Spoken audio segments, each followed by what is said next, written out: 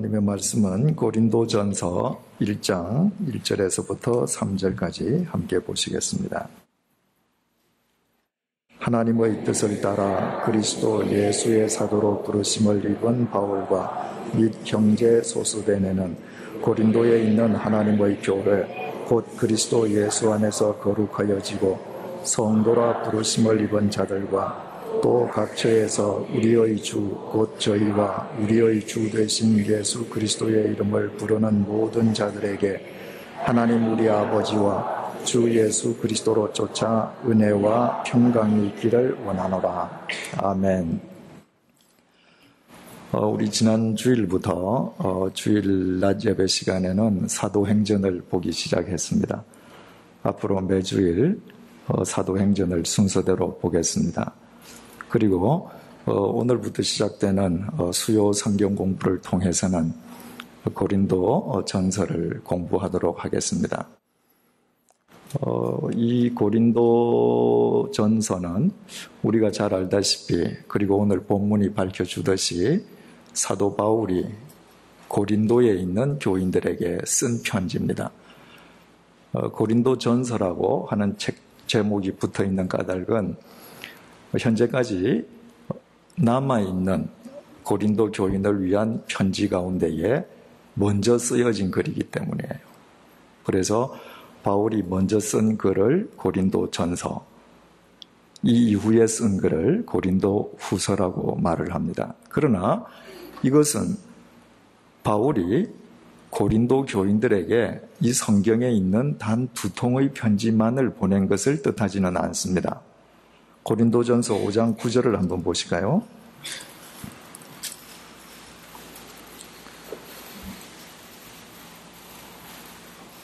(5장 9절이) 이렇게 증거합니다.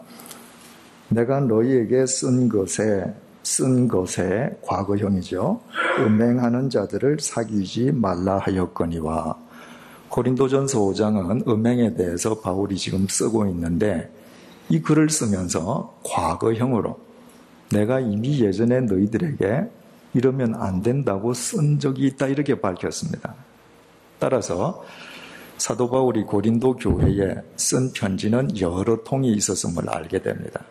그런데 문자로 남아있는 편지가 2통이라는 거예요. 그래서 그 중에 먼저 쓰여진 것이 고린도 전서고 후에 쓰여진 것이 고린도 후서입니다. 우리는 흔히 성경 말씀을 믿지만 성경에 나와 있는 모든 지명들을 대하면 우리와는 상관이 없는 아득한 지방으로 여겨집니다. 그도 그럴 수밖에 없는 것이 우리는 지구 이쪽에 있고 고린도니 데살로니가니 전부 다 지구 반대편에 있단 말이죠. 그러니까 우리하고 무관한 것처럼 여기고 있습니다. 따라서 우리와 무관한 도시의 이야기이기 때문에 이 말씀을 믿긴 믿지만 때로는 이 말씀이 굉장히 막연할 때도 있습니다. 그런데 성경에 등장하는 다른 도시들과는 달리 이 고린도라고 하는 도시는 우리가 무의식 중에 어릴 때부터 쓰던 많은 말들 속에 이 고린도와 밀접한 관계를 맺는 그런 단어들이 있었습니다. 우리가 모르고 그냥 쓴 거죠. 그 중에 하나가 오이디푸스 컴플렉스라는 말 아시죠? 그 오이디푸스 우리 얘기를 다 알아요. 그 오이디푸스 컴플렉스라고 하는 거는 자식들이 동성의 부모에게는 경쟁의식을 느끼고 이성의 부모에게는 애정을 느낀다는 거예요. 이 프로이트가 말한 정신분석학 용어입니다. 가령 아들일 경우에 3살부터 5살 이 성장기 속에서 아버지와는 자기도 모르게 경쟁 관계가 된다는 거예요. 그리고 어머니에게서는 이성을 느끼고 사랑하게 된다는 겁니다. 그게 오이디푸스 컴플렉스인데 바로 그 오이디푸스라고 하는 사람이 고린도의 왕자였습니다. 본래 오이디푸스는 테베라는 도시국가의 왕의 아들로 태어났죠. 그런데 이 오이디푸스가 태어나기 전에 그 왕 라이오스와 아내에게 그 신탁이 떨어져요. 말하자면 어떤 그 주술가가 이야기를 하는 겁니다. 당신들이 만약에 아들을 낳으면 그 아들은 아버지를 아버지인지 모르고 죽일 것이고 어머니를 어머니인 줄 모르고 아내로 삼을 것이다. 그런데 아들을 낳았습니다. 그래서 라이오스가 그 태어난 아들을 차마 죽이지는 못하고 자기 아들이니까 그 아이를 죽으라고 산속에 내다버려요. 그 내다버리면서 발 뒤꿈치를 핀으로 찌릅니다. 갓 태어났지만 어디 기어서도 도망을 못 가게. 그랬는데 이 아이를 양치기가 발견하죠. 그래서 호메로스의 글에 의하면 이 양치기가 이 아이를 키우다가 우여곡절 끝에 고린도 왕 폴리보스의 양아들로 들어갑니다. 왜냐하면 고린도 왕은 당시에 자식이 없었습니다. 그런데 어디에서 아이가 한 명 있다고 해서 봤는데 그 테베 왕의 아들이니까 그 보기에도 틀렸을 거 아니에요. 아이 출중한 아이구나. 그리고 자기 양자로 삼았습니다. 그리고 이름을 오이디푸스라고 지어줬어요. 푸스라고 하는 것은 헬라 말로 발이라는 말이에요. 오이디는 부었다는 말이에요. 왜냐하면 라이오스 왕이 아이 죽으라고 발을 핀으로 찔렀으니까 이 아이를 고린도 왕이 받았을 때는 발이 퉁퉁 부어 있는 겁니다. 그래서 발이 부은 아이다, 오이디푸스. 저는 의사가 아니어서 잘 모르겠는데 지금도 의학 용어 중에 발에 문제가 생길 때 오이디푸스라는 의학 병명이 있다 그래요. 이제 거기서부터 유래한다는 거죠. 이 오이디푸스가 왕자로 잘 자랐습니다. 그런데 어느 날 누구와 시비가 붙어서 싸우게 됩니다. 그런데 그 싸우는 상대가 너 폴리부스 왕의 아들도 아니고 너 어디서 주워 왔는데 너 왜 그렇게 거들먹거리느냐 이렇게 얘기를 했습니다. 그게 생전 처음 들은 얘기죠. 오이디푸스가 자기 아버지에게 그 말을 물을 수가 없었기 때문에 델포이라는 신전으로 가서 그 신전에 있는 사제에게 물어봅니다. 그랬더니 그 사제가 신탁을 얘기를 해줘요. 너는 너 아버지를 아버지인지 모르고 죽일 것이고 어머니를 어머니인지 모르고 아내를 삼을 것이다. 그럼 오이디푸스가 어떻게 해야 돼요? 고린도로 돌아가면 안 되죠.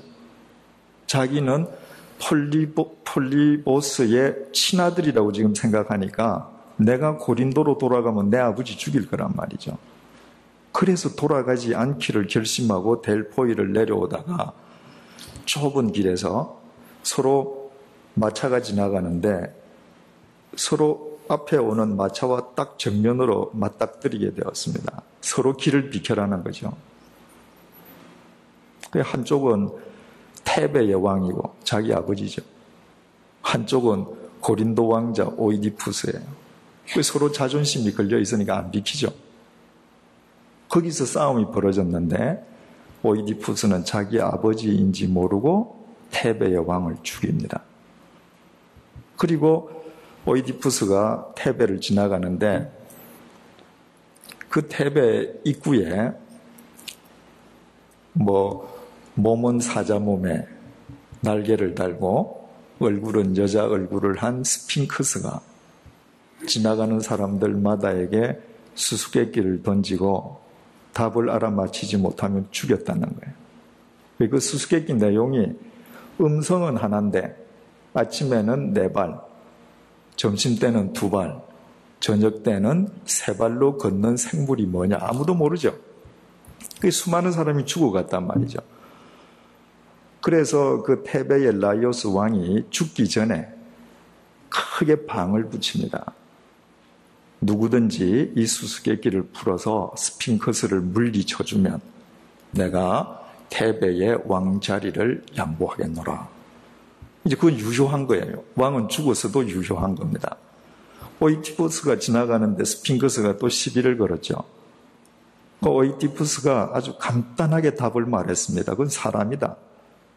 그렇잖아요. 그죠? 어릴 때는 네 발로 기죠. 그죠? 손까지. 장성하면 두 발로 걷잖아요. 늙으면 지팡이 짚으니까 세 발로 걷는단 말이죠. 그래서 스핑크스를 물리쳤습니다. 그래서 죽은 라이오스 왕의 그 방의 말이 유효하기 때문에 오이디푸스는 테베의 왕이 되었습니다. 그리고 미망인이 된 그 왕비는 당시의 관습에 의해서 오이디푸스의 아내가 된 거죠. 자식을 4명을 낳고 잘 살았습니다. 그러다가 나중에 자기가 고린도 왕자가 아니라 테베 왕의 아들이고 자기가 죽였던 사람이 아버지고 자기 어머니가 왕비가 자기 어머니라는 사실을 알죠. 그 사실이 밝혀지자 어머니 이오카스테는 자살을 했고 오이디푸스는 내가 내 아버지 어머니도 알아보지 못한 이 눈을 왜 가지고 있겠느냐. 자기 스스로가 눈을 뽑아버립니다. 그 17세기의 유명한 극작가 볼테르가 이 오이디푸스의 이야기에 대해서는 많은 사람들이 글을 쓰고 희곡을 썼는데 그 17세기 볼테르가 쓴 희곡이 또 유명해요. 그 희곡 속에 그 마지막에 오이디푸스가 눈을 뽑고 그 이후에 신하와 주고받는 대사는 명대사로 기록이 되어 있죠. 오이디푸스가 자기 눈을 뽑았으니까 실신하지 않겠어요? 정신이 들었단 말이죠. 그 정신이 들어서 제일 처음 한 말이 오 빛이여. 그 신하들이 묻습니다. 왕이시여. 당신은 지금 눈이 없는데 무슨 빛을 보신단 말입니까? 세상의 눈을 가진 그대들은 이 빛을 알지 못하리. 세상에 눈을 지닌 그대들은 이 빛을 보지 못하리. 그래서 이 세상에 보이는 눈을 버릴 때, 여러분 그렇다고 뽑아내라는 얘기 아닙니다. 이 눈을 버릴 때 정말 진리의 빛을 볼 수 있다는 것을 오이디푸스가 그 대사를 통해서 남겨놓죠. 그 유명한 오이디푸스, 우리가 살아가면서 오이디푸스 얘기 한두 번 다 들었죠. 또 여러분도 한두 번 입에 오이디푸스 이름을 올렸을 수 있습니다. 그 사람이 이 고린도 왕자였다는 거예요. 그러면 고린도는 우리한테 훨씬 가깝게 다가오죠. 그런데 실은 이 오이디푸스보다 더 우리에게 가까웠던 고린도와 관련된 용어가 있습니다. 적어도 여기에 계시는 분들 중에서 초등학교를 한국에서 나오신 분이라면 누구든지 예외 없이 시험 때 반드시 이거 한번 시험 쳤을 거예요. 우리가 세계 역사를 배울 때 서양 세계에서 건축 양식과 관련해서 기둥 양식의 3가지 유명한 양식이 뭐죠? 첫째, 뭐죠? 첫 번째가 이오니아인가요? 그 발달 순서로 도리아. 두 번째가 이오니아식. 세 번째가 고린도식. 그 고린도가 이 고린도예요. 다 우리 시험 칠 때 외웠잖아요. 한번 우리 그림을 한번 보시겠습니다. 이 기둥을 만들 때 말이죠. 이제 기둥은 3부분으로 이루어지잖아요. 여기 주초, 이건 기둥 밑받침, 주신, 기둥 몸뚱이, 주두, 기둥 머리 부분이에요. 그런데 저기 보시면 아시겠습니다만은 도리아식 양식이라는 것은 위에도 아무런 무늬가 없고 밑받침이 없어요. 그러니까 초기 양식이죠. 그죠? 굉장히 중후한 맛은 있습니다. 두 번째가 이제 발달된 게 이오니아식 오던데 양식인데 제일 위에 보면 이제 동그랗게 무늬를 말아 올려서 이 도리아식보다는 훨씬 세련된 미를 보여줍니다. 고린도식으로 가면 바로 여기에 이렇게 말아 넣는 무늬가 있을 뿐만 아니라 아칸서스 잎으로 아주 화려하게 무늬를 만듭니다. 자, 아칸서스라고 하는 저 잎은 우리나라에는 없는데 사전을 찾으니까 도깨비 망초라고 되어 있어요.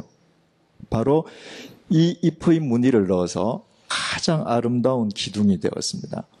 그 이후에 복합식이 있는데 가령 이 경우는 위에 아무 무늬가 없으니까 도리아식인데 밑받침을 넣어서 혼합형이 되고, 저쪽은 바로 위에 이오니아식 문양도 있고 고린도식 문양도 있고 다 합쳤지만 이건 다 흉내낸 것이고, 어떤 창의적인 것을 놓고 볼 때는 이 세 가지 형식이 가장 이제 독창적이었는데, 이미 이 고린도 양식 기둥이 주전 5세기부터 시작되어서 전 유럽을 휩쓸었습니다.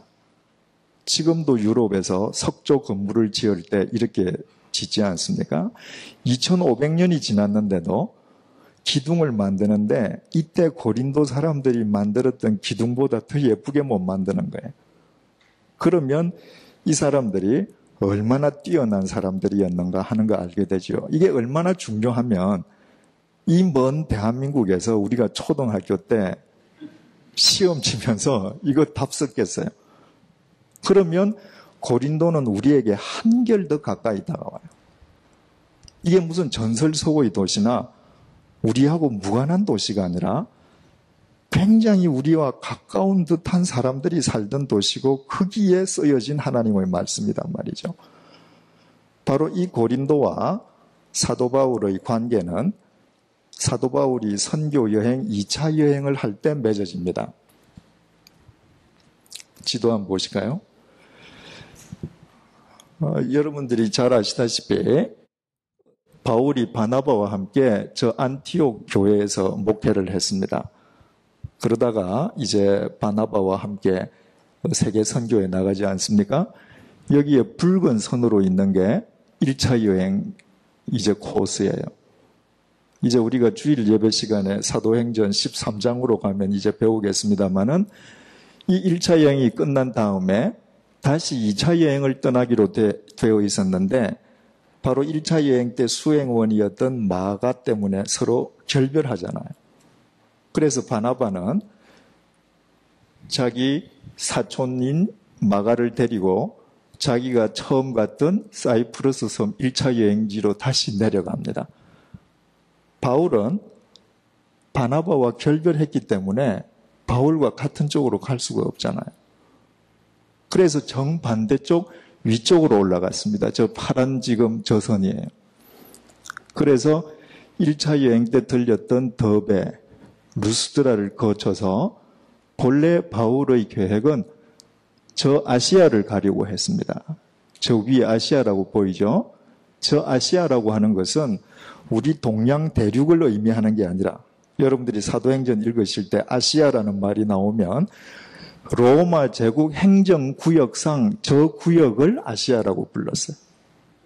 그러니까 우리나라 말로 하면 경상남도, 전라남도 하는 도란 말이죠. 그리고 또 성경에서 소아시아 반도라는 말이 나와요. 아시아를 말할 때는 저 도를 이야기하고 소아시아 반도를 이야기할 때는 지금 터키인 이 반도, 아나톨리아 반도 전체를 성경은 소아시아 반도라고 불러요. 그래서 바울은 본래 저 아시아 도를 가려고 그랬는데 어떤 연유에서인지 성령님께서 자꾸 못 가게 막으셨어요. 그래서 부르기아를 거쳐서 저 위에 있는 무시아로 갔습니다. 보입니까? 이 다음엔 이게 긴 게 있어야 되겠네요. 저는 이렇게 큰지 몰랐습니다, 화면에. 저 무시아에서 바울은 어디를 가려고 했냐 하면 오른쪽 위에 있는 비두니아와 본도를 가려고 그랬습니다. 간단하게 얘기하면 바울에게 있어서는 이 아나톨리아 반도, 소아시아 반도만 선교 대상지였던 것입니다. 바울은 저기에서 배를 타고 유럽으로 건너간다는 것은 꿈에서도 생각을 안 했던 겁니다. 그런데 무시아에서 비두니아를 가려고 하는데 성령께서 또 길을 막으셨습니다. 갈 수가 없게 되었습니다. 그래서 비두니아와 정반대쪽에 있는 드로아, 저 파란 선이 있는 드로아에 갔다가 뭘 보죠? 환상을 보죠. 마게도니아 사람들이 와서 우리를 도와달라 하는 환상을 보고 배를 타고 네아폴리에 내려서 빌립보로 가서 루디아라는 여자에게 세례를 줘서 유럽 제일 첫 번째 크리스찬을 만들고, 거기에서 다시 베레아로 내려갔다가 배를 타고 아테네로 가서 아테네에서 고린도로 들어갔습니다. 이 고린도는 지정학적 이점 때문에, 저희 고린도 보이시죠? 예, 고린도는 지정학적 이점 때문에 이미 기원전 8세기부터 그리스에 있는 모든 도시국가 중에 가장 강성했습니다. 자, 이 보세요. 여기 아테네 보이죠? 그죠? 아테네도 큰 도시국가였는데, 아테네 사람들이 이탈리아하고 무역을 하려면 어떻게 해야 돼요? 배를 타고 이렇게 둘러가야 되죠. 그런데 저 고린도는 오른쪽에 갱그레아라고 하는 항구가 있고, 왼쪽에 여기에는 나타나 있지 않습니다만은 레케이온이라는 항구가 있었습니다. 그러니까 서쪽으로 가는 무역항이 고린도에 끼어 있고 동쪽으로 가는 무역항이 고린도에 끼어 있는 거예요. 그러니까 말하자면 가장 빠르게 동서교역의 물량을 확보할 수 있는 곳이었습니다. 여기에서 모든 물자들을 다 사서 발칸반도 대륙 쪽으로 보낸단 말이죠. 그러니까 가장 강성하게 경제적인 부를 누렸습니다. 그러다가 주전 338년에 저 위에 데살로니가에 있는 저 지방에서 발흥한 그 마케도니아의 필립 2세, 바로 알렉산더 대왕 아버지죠. 그 아버지에 의해서 정복당해서 주인이 바뀌었습니다. 그러다가 주전 146년에 로마 제국이 저기를 쳐들어갑니다. 그래서 당시 문미우스 장군에 의해서 고린도가 초토화되어 버려요. 그러다가 주전 44년에 로마 제국의 최고 권력자였던 시저 장군이 바로 지정학적으로 고린도의 중요성을 알고 고린도를 다시 재건을 했습니다. 그래서 바울이 찾아갔을 때는 옛날의 영화를 누리는, 로마 제국 내에 수없이 많은 도시가 있었지만 네 번째로 큰 도시였고, 바로 저기 아가야라고 되어 있죠, 그죠?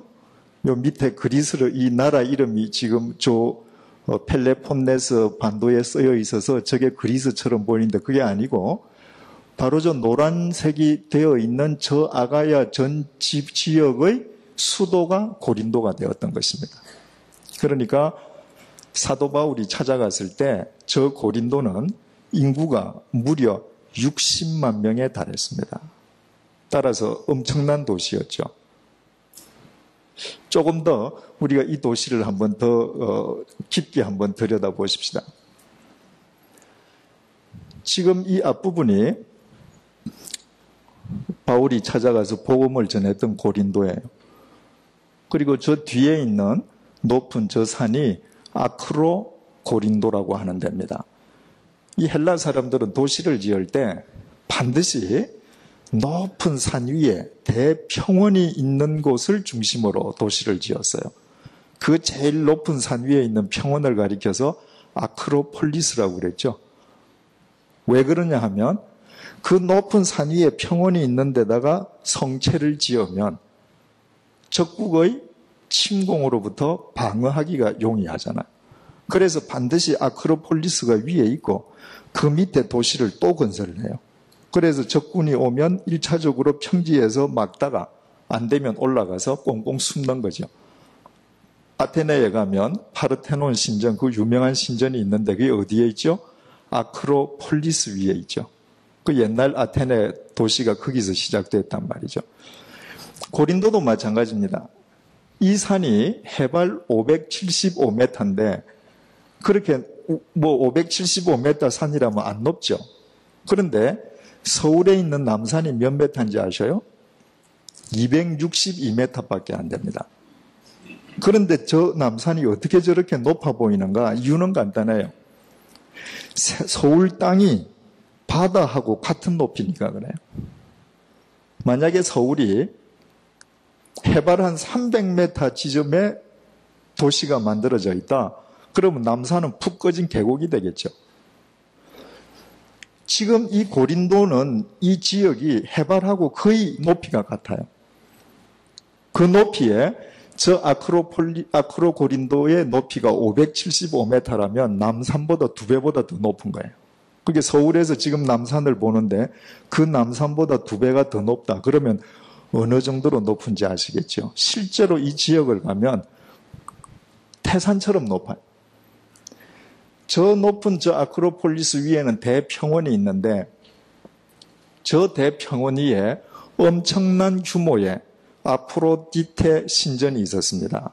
아프로디테는 나중에 로마로 넘어가면 그게 베누스가 되고 영어로는 비너스 신이죠. 미와 또 아름다움, 부드러움 이런 걸 상징하는 비너스 신전이 있었는데 저 신전에서 일을 하는 여사제의 숫자만 1,000명이었습니다. 그 여사제들이 낮에는 전부 저기에서 제사를 드리고 밤이 되면 시내로 내려와서 매음을 했습니다. 에베소든지 어디든지 다 이 여신들을 섬기는 여사제들이 다 밤이 되면 창녀가 됐거든요. 그 종교와 신의 이름으로 매음하는 종교 창녀가 되었습니다.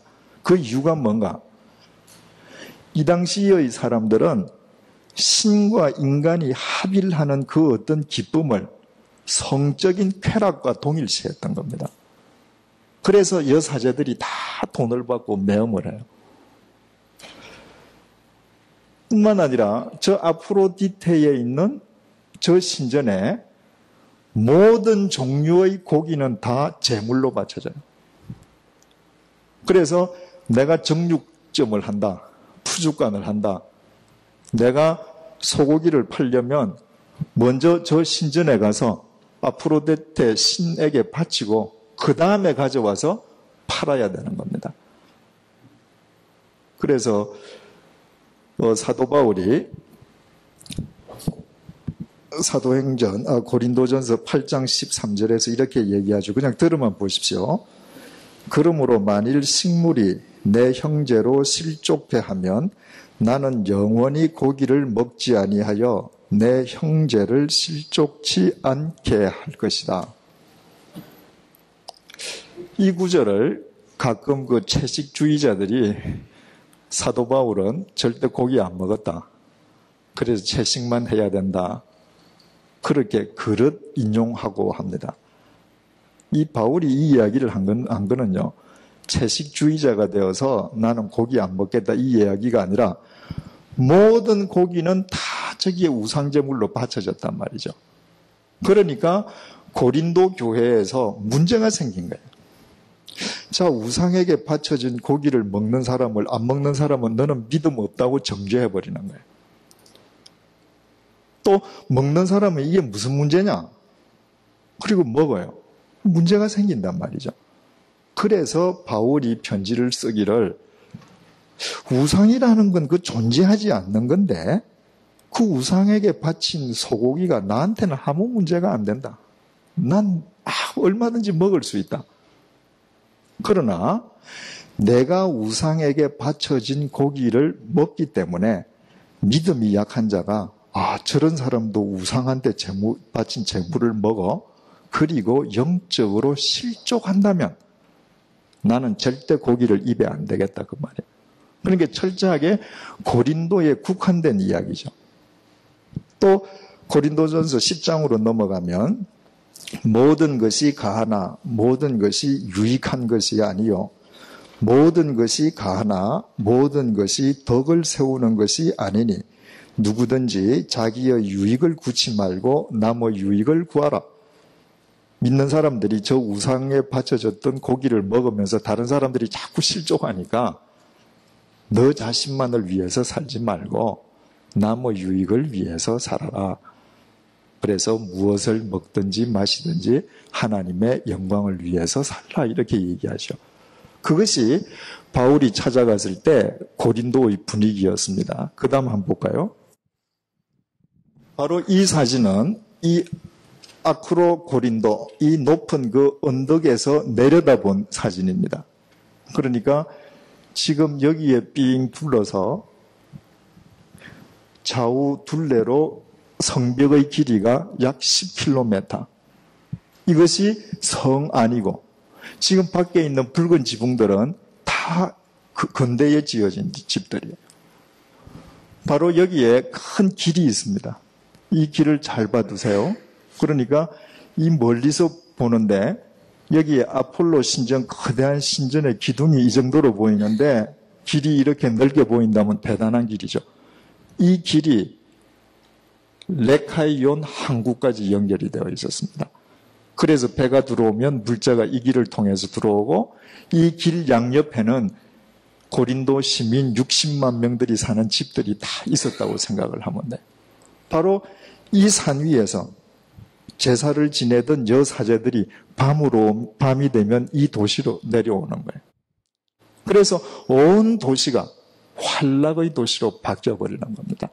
그래서 우리가 미국에 가면 너 미국에서 살려면 미국화해라 이렇게 이야기하잖아요. 미국 사람의 사고방식을 안 가지면 미국 가서 살기 어렵죠. 그래서 고린도에 가서 사는 사람에게 고린도화하라. 그것을 고린티아조마이라고 하는데, 그 헬라 말 뜻 자체가 고린도화 된다는 말 자체가 성적으로 타락한다는 의미로 바뀌어져 버렸습니다. 얼마나 성적으로 타락한 도시였습니다. 그리고 거기에서 제사 드려진 이 고기들이 바로 아폴로 신전 이 앞에 있는 여기에 아고라가 있었어요. 시장이 있었어요. 이 시장에서 전부 다 이 60만 명의 시민들을 위해서 팔렸던 것입니다.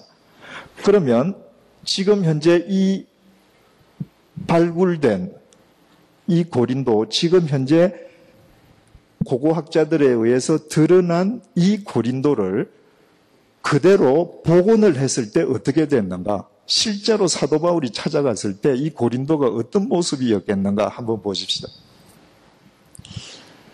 이것이 바울이 찾아갔을 때 고린도의 모습입니다. 그러니까 바로 높은 산 아크로 고린도 밑에 있는 성벽 안의 고린도 모습이에요. 아까 제가 레카이온 항구로 가는 길을 잘 보시라고 그랬죠. 이 길이 아까 거기에 굉장히 넓었죠. 이 그림에는 이렇게 좁게 나와 있습니다.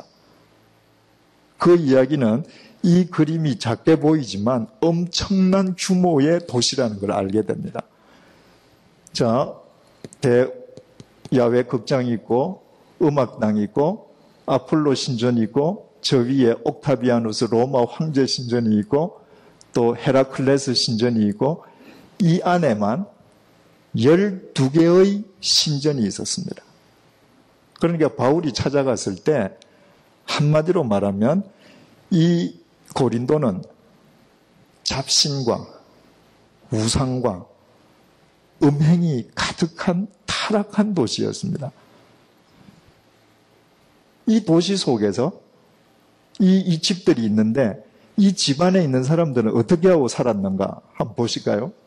이게 바로 바울이 찾아갔을 그 당시에 2000년 전에 있었던 집, 발굴한 집 밑바닥의 모자이크 판이에요. 지금 양측이 목동이 피리를 불고 있습니다. 여기에 요 조그만 이 조각들 다 보이시죠? 그죠? 집 바닥을 이렇게 모자이크로 장식을 했습니다. 또 한번 보십시다. 이거는 벽화예요. 바로 이 얼굴은 그 그리스 신화에 나오는 디아니소스, 로마로 넘어가면 바카스 주신이 돼요. 그런데 이 당시 사람들은 디오니소스 이 얼굴을 벽에다 턱 붙여 놓으면 악귀가 그 집에 못 들어온다고 생각을 했어요. 그런데 이 그림을 그저 싼 용역비 내고 싼 화가를 데려다가 벽에 그려주시오가 아니라 이렇게 정교하게 모자이크를 붙였습니다.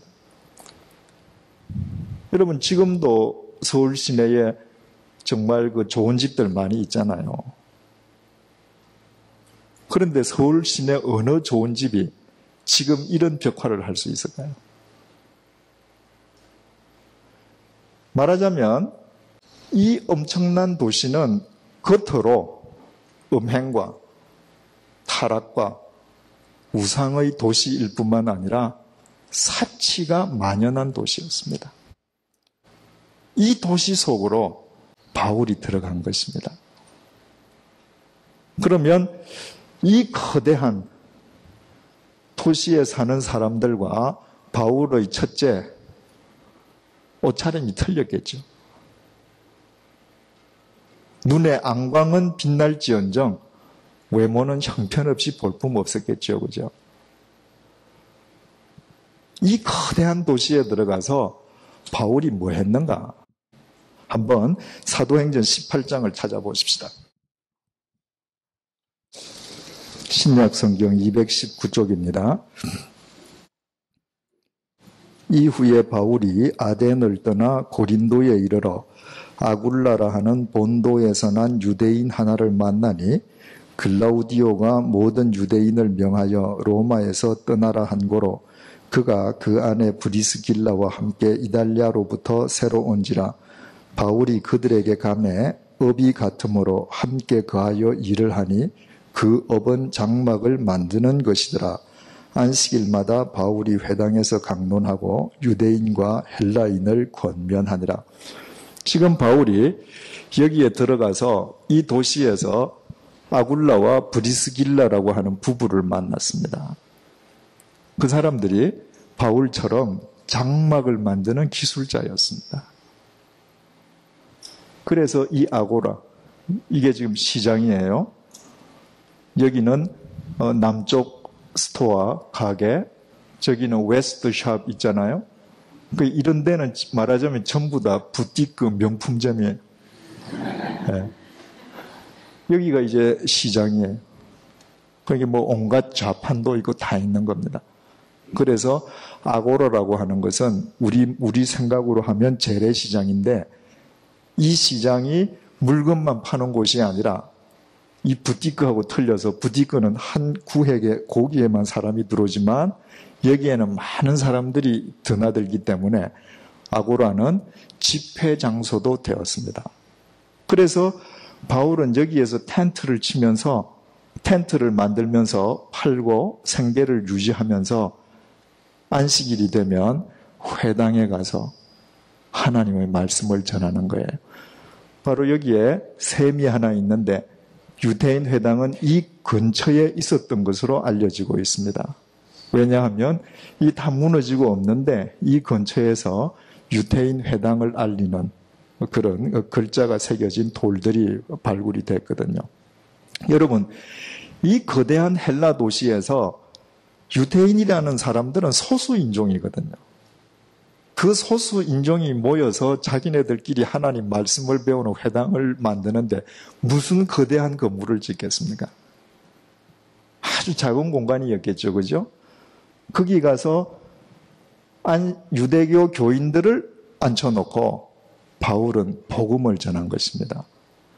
이 거대한 황제의 논리가 판을 치는 이 거대한 도시에서 한 귀퉁이에서 바울은 이 도시의 논리를 따르지 않고 주님의 말씀을 전하는 거예요. 그래서 어떻게 됐는지 한번 보십시다. 5절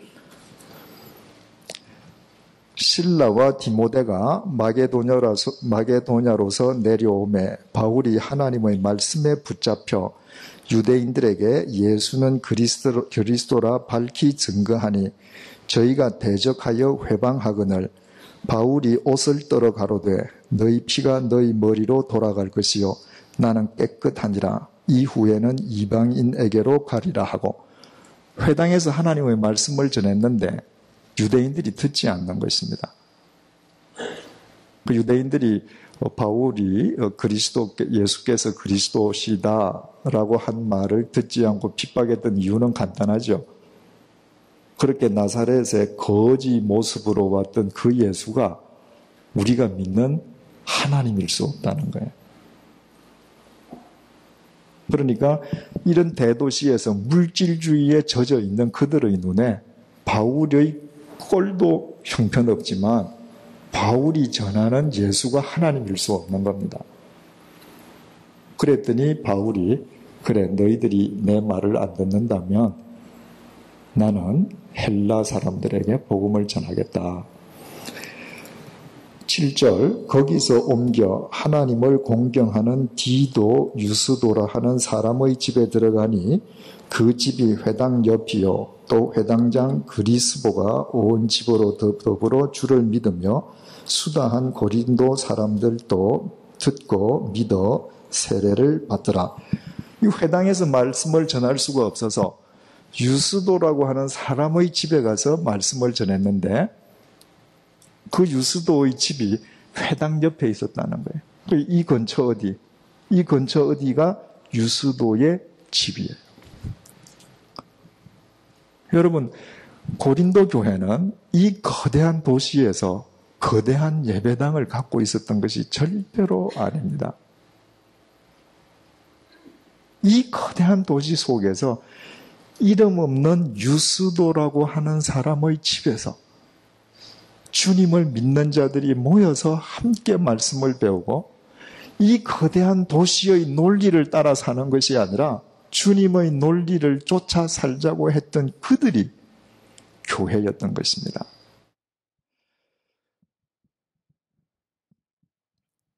구절 말씀이에요. 밤에 주께서 환상 가운데 바울에게 말씀하시되 두려워하지 말며 잠잠하지 말고 말하라. 내가 너와 함께 있음에 아무 사람도 너를 대적하여 해롭게 할 자가 없을 것이니 이는 이 성중에 내 백성이 많음이라 하시더라.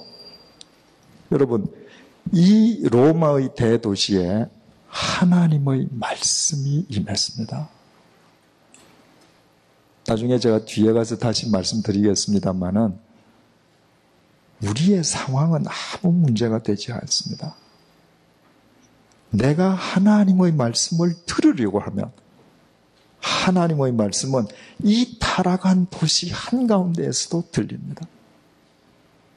그러나 내가 하나님의 말씀에 대해서 내 중심을 바치지 않고 내 귀를 열지 않으면 지금 이 자리에 앉아서도 딴 생각할 수 있는 것입니다. 11절 말씀 1년 6개월을 유하며 그들 가운데에서 하나님의 말씀을 가르치십니다. 바울이 이 고린도에서 1년 6개월을 거했습니다. 자, 이제 우리 머릿속에서 그려볼 수 있죠.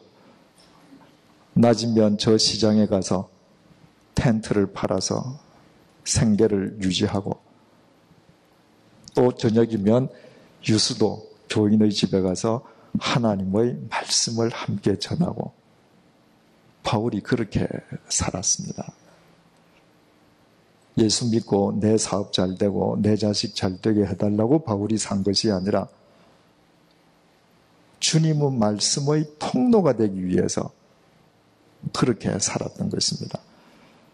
바울의 학력이나 경력으로 보면 저런 짓 안 하고 호의호식 할 수 있었죠. 그러나 그렇게 하지 않았습니다.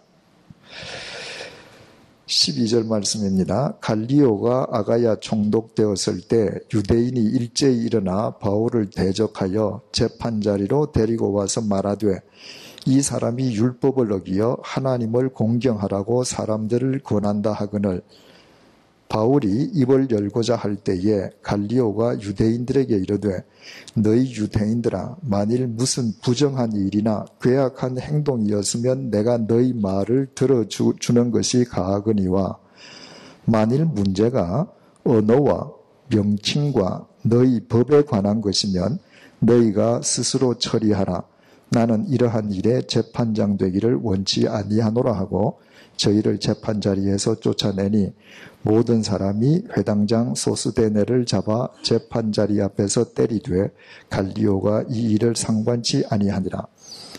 1년 6개월 동안 여기에서 말씀을 전하는데 유대인들이 가만히 둘 리가 없죠.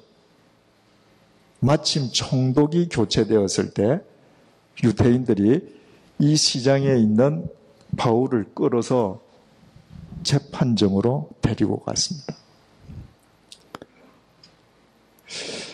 나중에 또 우리 사도행전 보면 이 본문을 볼 때 다시 우리가 또 되짚어 보겠습니다만은 사람들이 얼마나 교활한지요.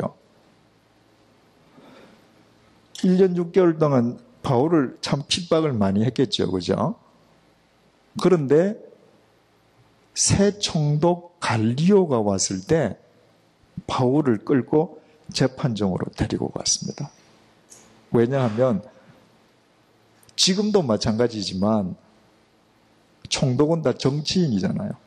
정치인은 어디든지 새로 부임하면 민심을 얻기 위해서 인심을 쓰거든요. 그러니까 새 총독이 오자마자 이 사람 좀 혼을 내주라고 데리고 갔습니다. 그랬더니 갈리오 총독이 하는 말이 만약에 이 사람이 범한 것이 형법상의 문제라면 내가 벌을 주겠지만 너희들 언어라는 게 로고스지요. 하나님 말씀이죠. 그죠? 너희들 언어와 명칭, 예수를 지금 그리스도라 한다는 것 때문에 이 사람들이 시비를 걸었거든요. 그 그리스도에 대한 명칭, 그리고 너희들 법, 율법에 관한 것이라면 난 관여 안 한다. 그리고 바울을 벌하지를 않았습니다. 그래서 18절 보니까 바울은 더 여러 날 유하다가 형제들을 작별하고 배 타고 수리아로 떠나갈새. 그 사건 뒤에 이제 바울이 떠나갑니다. 지도를 볼까요? 바로 저 고린도에서 에베소를 거쳐서 예루살렘을 거쳐서 안디옥으로 되돌아갑니다. 그런데 바울이 고린도에서 1년 6개월을 살면서 복음을 전했는데 바울이 고린도를 떠나서 안티옥으로 가서 있는 동안에 자기가 다녔던 복음을 전하고 가정교회를 세웠던 지역에 대해서 참 관심이 많았겠죠. 자꾸 이제 소문이 들려온단 말이죠. 그런데 고린도 교회에 대한 소문은 전부 다 바울을 실망시키는 소문이었습니다.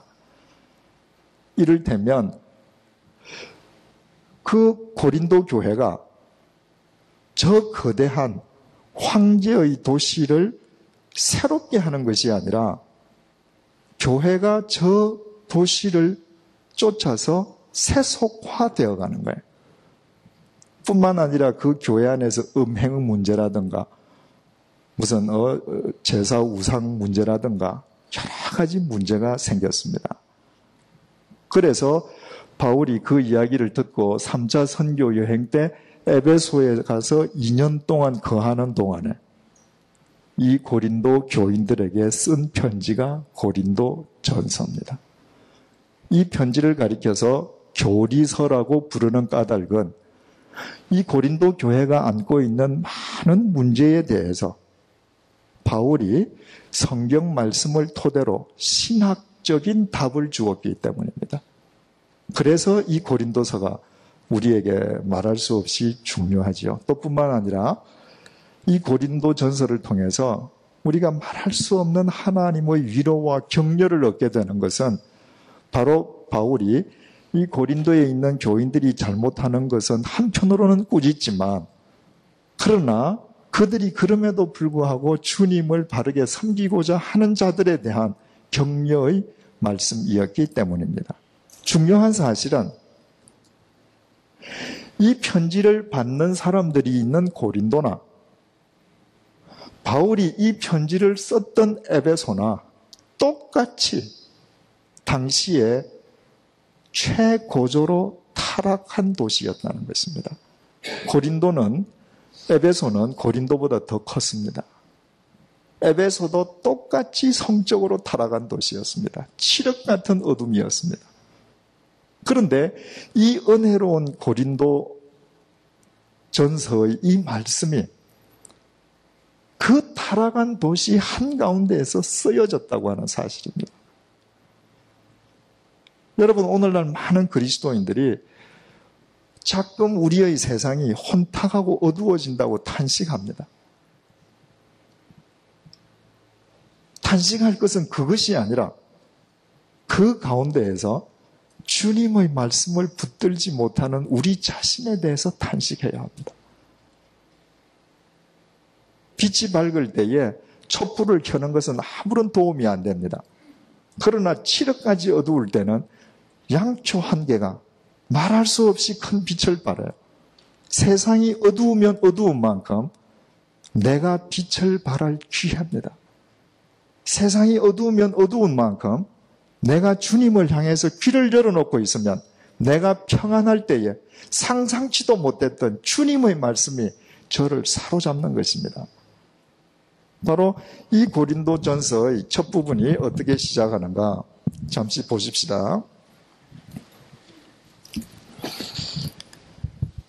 하나님의 뜻을 따라 그리스도 예수의 사도로 부르심을 입은 바울과 및 형제 소스데네는 고린도에 있는 하나님의 교회 곧 그리스도 예수 안에서 거룩하여지고 성도라 부르심을 입은 자들과 바울은 그 고린도 교인들에게 편지를 쓰면서 그들을 부를 때 단순히 교회라고 부른 것이 아니라 하나님의 교회라고 불렀습니다.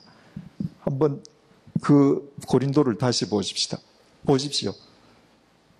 이 거대한 도시 속에 지금 바울이 보낸 편지를 받는 유스도 집은 이 어디에 있는 조그만 집이에요.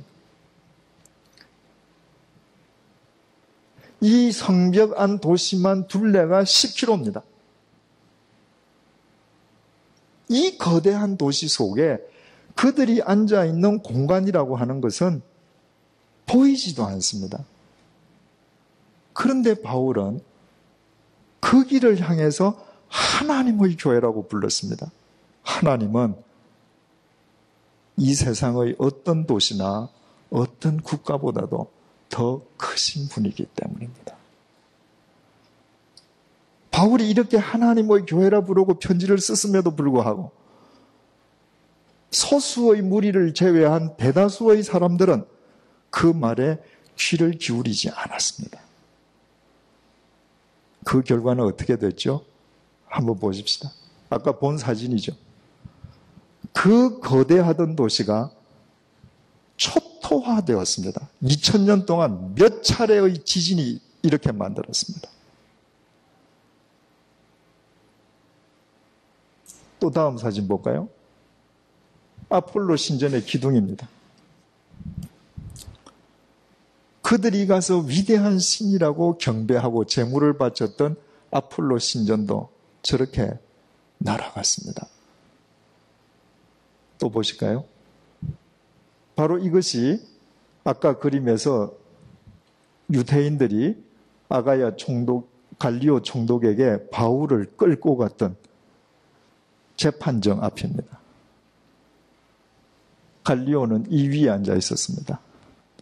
바울은 여기에서 끌려가서 재판을 받는 거죠. 저 뒤에 있던 아프로디테 신전 다 없어졌습니다. 바울을 무고했던 사람들 다 없어졌습니다.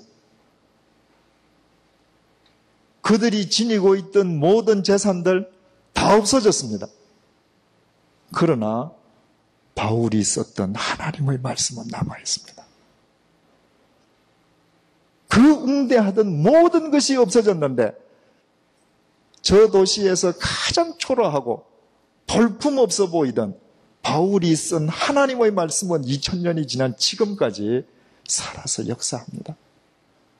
바울을 고소했던 자들은 이름도 없이 사라졌지만 그들에게 모함을 당하면서까지 주님의 말씀을 전했던 바울은 2000년이 지난 오늘도 우리 가운데 살아있는 것입니다. 그렇다면 우리가 이 고린도 전서를 공부하면서 우리가 무엇을 배워야 할 것인가?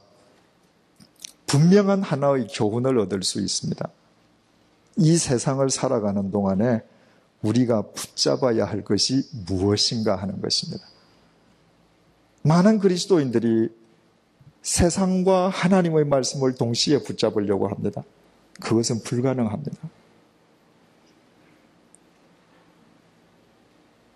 베드로가 이렇게 증거하지 않습니까? 모든 육체는 풀과 같고 그 모든 영광은 풀의 꽃과 같으니 풀은 떨어지고 꽃은 마르되 오직 주의 말씀은 세세토록 있도다. 여러분, 이 예배당이 얼마나 예쁩니까? 200년 후 이거 없어질 겁니다. 우리가 살고 있는 집, 아까 2000년 고린도 집만큼 아름답게 꾸며도 200년 후면 흔적도 없이 사라집니다. 내가 아무리 많은 것을 쌓아놓고 내 자식에게 물려주어도 100년 후에 내 자손이 그 재산을 지킨다는 보장이 없습니다. 세상의 모든 것은 사라집니다. 오직 주님의 말씀만 세세토록 있습니다. 우리가 고린도 전서를 수요 성경 공부를 통해서 배워나가는 동안에 정말 내가 붙잡아야 될 것은 세상의 논리가 아니라 하나님의 말씀임을 깨닫고 그 말씀을 붙잡아 나아간다면 이 수요 성경 공부를 통해서 우리 자신은, 우리 가정은, 우리의 일터는, 우리의 교회는 이 시대의 하나님의 교회로 쓰임받을 것입니다. 기도하시겠습니다. 하나님 아버지, 고린도는 난공불락의 요새였습니다. 2000년 전 로마 도시들 가운데 네 번째로 컸던 도시였습니다. 아름다운 집들이 있었습니다. 환락이 있었습니다. 쾌락이 있었습니다. 그러나 하나님, 그 모든 것은 흔적도 없이 다 사라지고 말았습니다. 그러나 그 거대한 도시에서 볼품없는 모습으로 주님의 말씀을 전하고 주님의 말씀을 기록해서 보내었던 사도 바울은 아직까지 우리 가운데 살아있고 하나님의 말씀은 오늘도 살아서 역사하고 있습니다. 주님, 이 고린도 전서를 우리 수요 공부를 통해서 앞으로 배워가고자 합니다. 이 공부 시간을 통해서 우리가 이 땅에 살아있는 동안 붙잡아야 할 것이 무엇인지 확실히 알게 도와주옵소서. 그리하여 이 세상을 살아가는 동안 우리의 가정이, 우리의 일터가, 우리가 속해 있는 이 교회가 하나님으로부터 쓰임받는 이 시대의 하나님의 교회가 되게 하여 주옵소서. 예수님의 이름으로 기도드립니다. 아멘.